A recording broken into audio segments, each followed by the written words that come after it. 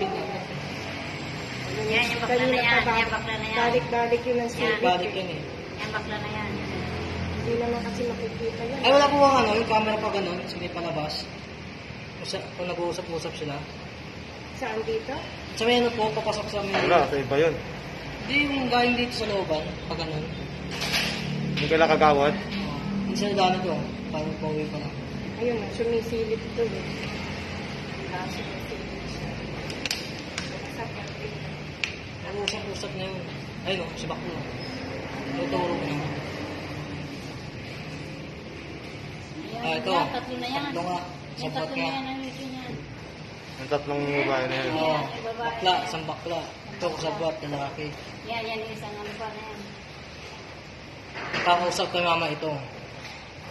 Eh, hindi, iba pa.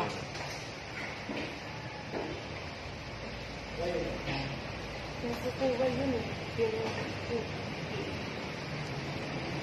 Tomboy eh. Tomboy, tapos yung bakla na mataba. Oo, tapos itong lalaki to. Madami nila, madami sila. Apat nga sila eh. Lima. Ang gandang yun. Kausap kasama nila, babaeng isa ko. Kita mo, nag-aano na sila. Yan na yung bakla na yan. Kasama nga ang bakla. Lalaki.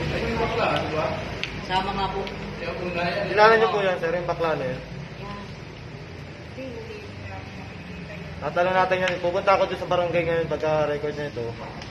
Papalo natin ngayon doon. Hindi, hindi Hindi, po yan. wala yan, si Gelo.